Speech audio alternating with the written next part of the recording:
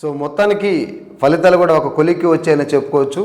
TDP ప్రభంజనం స్పష్టంగా కనిపిస్తోంది. ఏదైతే కూటమి అభ్యర్థులు ఎవరైతే ఉన్నారో వాళ్ళు పడ్డ కష్టానికి ఈరోజు మనకు ఫలితం లభిస్తుంది. వీళ్ళ ముగ్గురులో మెయిన్గా గేమ్ చేంజర్ అంటే ఖచ్చితంగా అది పవన్ కళ్యాణే. ఈ క్రెడిట్ అంతా కూడా ఖచ్చితంగా ఆయనకే వెళ్ళాలని చెప్పి ఆయన అభిమానులు కూడా కోరుతున్నారు. ఎందుకంటే ఆయన ఎవరైతే టీడీపీ బీజేపీ కలవదు అనుకున్న వాళ్ళని ఈయన దగ్గరికి తీసుకొచ్చి కలిపాడు. సో కాబట్టి ఈ క్రెడిట్ అంతా కూడా ఈయనకే ఇవ్వాలని చెప్పి ఫ్యాన్స్ కూడా కోరుతున్నారు. ఏది ఏమైనప్పటికీ పవన్ కళ్యాణ్ పడ్డ కృషికి ఈరోజు ఫలితం కనిపిస్తోంది. అందరూ కూడా చాలా హ్యాపీగా ఉన్నారు. టీడీపీ శ్రేణులు అయితే వాళ్ళ సంతోషానికి అవధులు లేవనే చెప్పాలి. ఆల్రెడీ ర్యాలీలు, బాణాసంచా కాల్చడాలు, కేక్ కటింగ్స్ అన్నీ జరిగిపోయాయి. మరొక వైపు నేతల ఇళ్లలో కుటుంబ సభ్యుల మధ్య ఆనందోత్సాహాల మధ్య ఈ వేడుకలు జరుపుకుంటున్నారు. సీమలో ప్రత్యేకించి రాయలసీమలో వైసీపీకి ఒక మంచి పట్టుంది, కంచుకోట లాంటిదని చెప్పుకోవచ్చు. అలాంటిది రాయలసీమలో కూడా ఈరోజు ఆల్మోస్ట్ కూటమి క్లీన్ స్వీప్ చేస్తుండడం నిజంగా అందరినీ షాక్ గురి చేసిందని మనం చెప్పుకోవచ్చు. ఇప్పటి వరకు ఉన్నటువంటి మంత్రులు ఎవరైతే ఉన్నారో దాదాపు వైసీపీకి సంబంధించిన 20 మంది మంత్రులు కూడా ఓటమి పాలవుతున్నారు.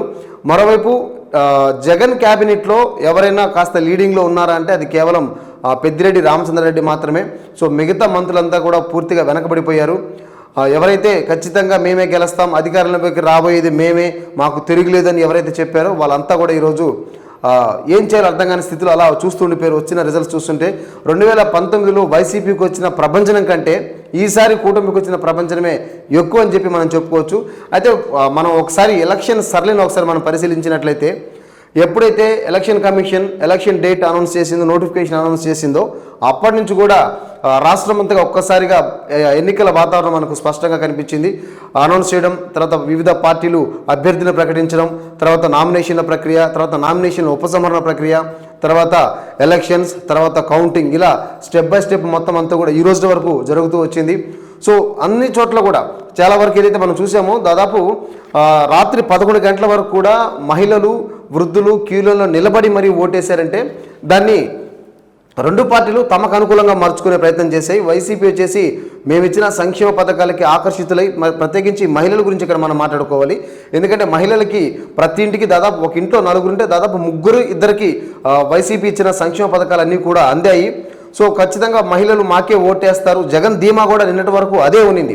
ఎందుకంటే మనం దాదాపు కొన్ని లక్షల కోట్లు, 2 లక్షల కోట్ల పైగా మనం లబ్ధిదారులకు అందించాం. కాబట్టి వీళ్ళందరూ మనకు ఓటేస్తే చాలు, మనం తిరుగులేని ప్రభంజనంతో ఏదైతే జగన్ తీసుకొచ్చిన వై నాట్ 175 నినాదం ఏదైతే ఉందో అది ఖచ్చితంగా నెరవేరుతుంది అనుకున్నారు. కానీ మరొక వైపు ఇప్పుడు ఇప్పటివరకు టీడీపీ వైసీపీ గురించి చెప్తే ఇక టీడీపీ విషయానికి వస్తే ఈ పెరిగిన ఓటింగ్ శాతం అంతా కూడా పూర్తి ప్రభుత్వ వ్యతిరేకత, ప్రభుత్వ పాలనకు 5 ఏళ్లుగా అందరూ కూడా విసిగిపోయారు. ఈ అరాచక పాలన, రాక్షస పాలన పోవాలని గట్టిగా కసి ప్రజల్లో కనిపించింది. ఆ కసితోనే పోలింగ్ బూత్లకు వచ్చి ఓట్లేశారని చెప్పి టీడీపీ ప్రచారం చేసుకుంది. అయితే ఎలక్షన్లు అయిపోయిన తర్వాత దేశం మొత్తం మీద 7 విడతల్లో పోలింగ్ జరిగిందనమాట. సో 7 విడతల పోలింగ్ మొన్న చివరికి మే 31 ముగిసింది. 1వ తేదీ ఎగ్జిట్ పోల్స్ అన్నీ కూడా వచ్చాయి. అయితే వచ్చిన ఎగ్జిట్ పోల్స్లో కూడా కొన్ని సంస్థలు పూర్తిగా వైసీపీకి మద్దతుగా నిలిస్తే మరికొన్ని సంస్థలు టీడీపీకి మద్దతుగా నిలిచాయి. సో అక్కడ కూడా నేతల భిన్నాభిప్రాయాలు వ్యక్తమై కావాలని ఇదంతా చేపిస్తున్నారు, గెలవబోయేది వైసీపీ అని చెప్పి సజ్జల రామకృష్ణారెడ్డి ఎవరైతే ప్రభుత్వ సలహాదారు ఉన్నాడో అప్పుడు ఆయన కూడా చెప్పారు, గెలవబోయేది మేమేను, ఈ సర్వేలు అసలు నమ్మాల్సిన అవసరమే లేదని. కానీ టీడీపీ మాత్రం సర్వేలన్నీ మాకే అనుకూలంగా ఉన్నాయి కాబట్టి ఖచ్చితంగా మేము అధికారంలోకి వస్తామని చెప్పారు. సో కట్ చేస్తే ఇది ఈరోజు మనం చూస్తున్న పరిస్థితి. మొత్తం రాష్ట్రం మొత్తం మీద క్లీన్ స్వీప్ దిశగా, అంటే 2019లో టీడీపీకి కనీసం 23 సీట్లనే వచ్చాయి. ఇప్పుడు వైసీపీకి ఆ సీట్లు వచ్చే అవకాశం కూడా లేకుండా పోయింది. మరొక వైపు ఇక్కడ మనం ప్రత్యేకంగా చెప్పుకోవాల్సిన విషయం ఏదైనా ఉందంటే టీడీపీ స్థాపించినప్పటి నుంచి ఇప్పటి వరకు కూడా చరిత్రలో ఎన్నడూ రానంటి విజయం ఈరోజు టీడీపీకి దక్కింది. మరొక వైపు కృష్ణా, గుంటూరు జిల్లాల్లో టీడీపీ క్లీన్ స్వీప్ చేసింది. ఈ 2 జిల్లాలో టీడీపీ క్లీన్ స్వీప్ చేయడం, ఆ టీడీపీకి సంబంధించిన ఒక సామాజిక వర్గం ఎక్కువగా ఈ ప్రాంతంలో ఉన్నప్పటికీ, ఏది కృష్ణా, గుంటూరు జిల్లాలో ఎక్కువగా ఉన్నప్పటికీ, సో ఇప్పటివరకు కూడా ఆ 2 జిల్లాల్లో ఎప్పుడు కూడా టీడీపీ అనేది అక్కడ క్లీన్ స్వీప్ చేసిన దాఖలా లేవు. టీడీపీ ఆవిర్భావం నుంచి ఇప్పటివరకు తీసుకున్నట్లయితే. సో ఈ రోజున ఆ 2 జిల్లాలు కూడా క్లీన్ స్వీప్ చేసింది. మరొకవైపు విజయనగరం, అటు ఉత్తరాదిని అంతా కూడా టీడీపీ హవా స్పష్టంగా కనిపిస్తుంది. మరొకవైపు రాయలసీమలో అందరూ అనుకున్నారు ఖచ్చితంగా నెల్లూరు, ప్రత్యేకించి ఇంకొక విషయం చెప్పుకోవాలి ఇక్కడ. నెల్లూరుకు సంబంధించి గతంలో 2019లో నెల్లూరులో, ఉమ్మడి నెల్లూరు జిల్లాలో దాదాపు 10 నియోజకవర్గాలు ఉంటే 10 నియోజకవర్గాల్లో వైసీపీ క్లీన్ స్వీప్ చేసింది. అయితే అందరూ కడప తర్వాత వైసీపీకి కంచుకోట నెల్లూరు అని కూడా అన్నారు. కానీ ఈ రోజు పరిస్థితి చూస్తే పూర్తి భిన్నమైన రిజల్ట్స్ వస్తున్నాయి. కడపలో కూడా ఆల్మోస్ట్ వైసీపీ అభ్యర్థులు అంతా అన్ని చోట్ల ఓడిపోయి ఉన్నారు. ఒక చోట మాత్రం గెలిచినట్లు మనకు సమాచారం అంత ఉంది. ఇక నెల్లూరు జిల్లా విషయానికి వస్తే ఆల్మోస్ట్ మనం అనుకున్న అన్ని నియోజకవర్గాలు కూడా టీడీపీ క్లీన్ స్వీప్ చేస్తూ వస్తుంది. కొన్ని నియోజకవర్గాలు ఇంకా పూర్తి స్థాయి రిజల్ట్ రావాల్సి ఉంది. బట్ వచ్చిన రిజల్ట్స్లో ఆల్మోస్ట్ టీడీపీ హవానే స్పష్టంగా కనిపిస్తుంది. మరి ఇన్ని రోజులు వాదించినటువంటి వైసీపీ కంచుకోట నెల్లూరు అన్నమాట ఎటుపోయిందో ఎవరికీ తెలియని పరిస్థితి. సో ఆ కంచుకోటని టీడీపీ ఖచ్చితంగా బద్దలు కొట్టింది అనడంలో ఎలాంటి సందేహం లేదు, మరొక ఆలోచన కూడా లేదు. ఎందుకంటే ఇప్పుడు వస్తున్న రిజల్ట్స్ మనం చూస్తున్నాం. అంత స్పష్టమైన అంటే ఇప్పుడు టీడీపీ గవర్నమెంట్ ఫామ్ చేయాలంటే జనసేన సహాయమో లేకపోతే ఇంకో పార్టీ సహాయం తీసుకోవాల్సిన అవసరం లేకుండానే స్వతంత్రంగానే పార్టీని గవర్నమెంట్ని ఫామ్ చేయడానికి కావాల్సినటువంటి ఆధిక్యత కూడా టీడీపీకి రాబోతుంది.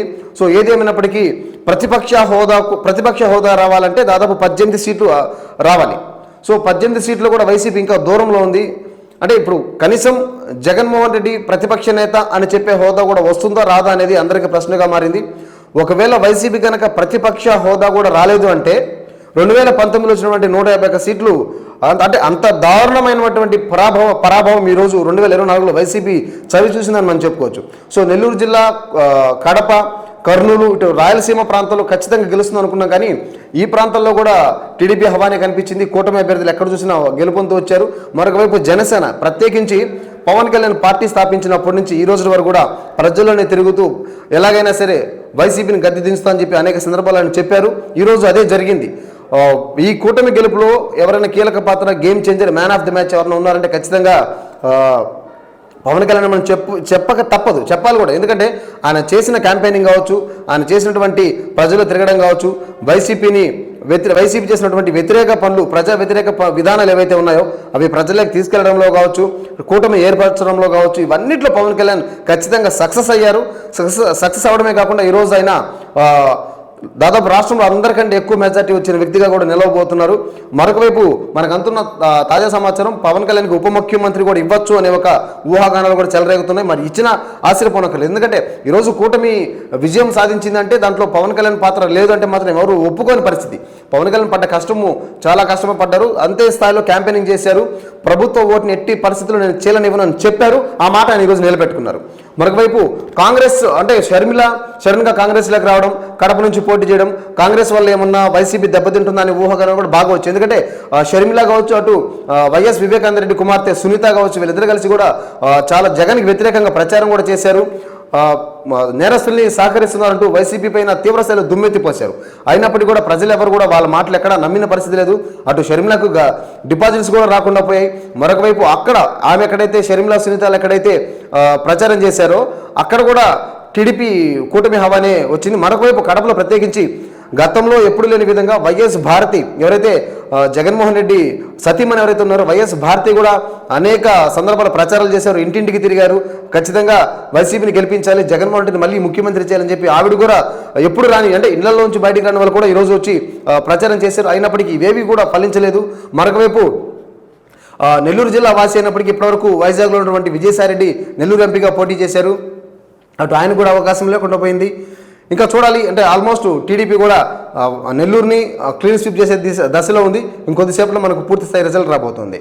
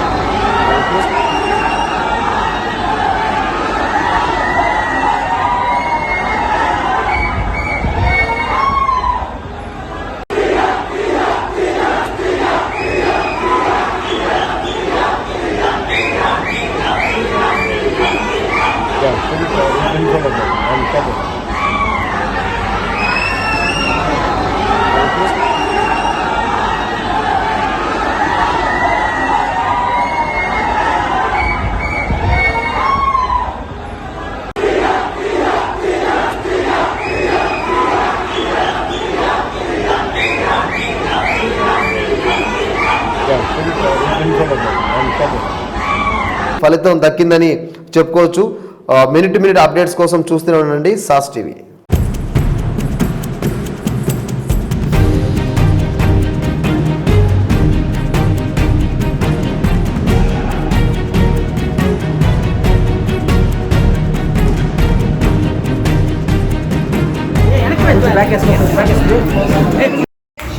ఇద్దరు చేయి పట్టుకోండి ఒకరికి ఇద్దరు కలిసి కొయ్యండి right right good good very good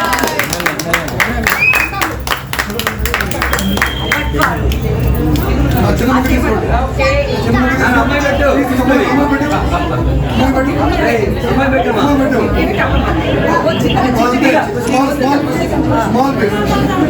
అమ్మాయి పెట్టు ముందు అమ్మ పెట్టమ్మా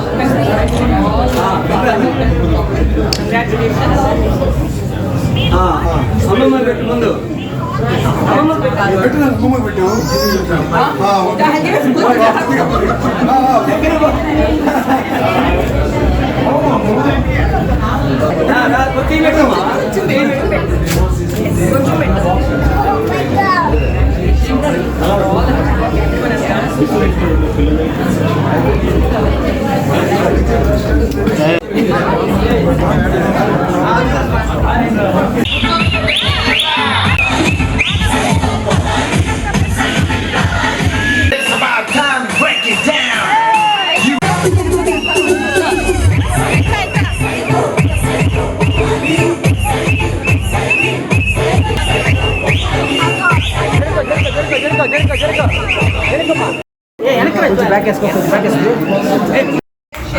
ఇద్దరు చేయి పట్టుకోండి ఒకరికి ఇద్దరు కలిసి కొయ్యండి right right good good very good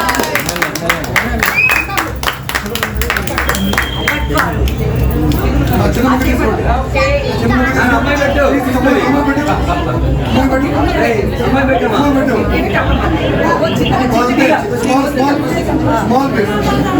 అమ్మాయి పెట్టు ముందు అమ్మ పెట్టమ్మా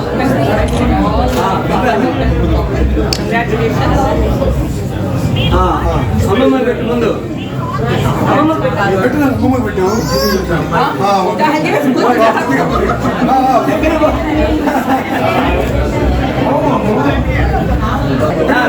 పెట్టమ్మా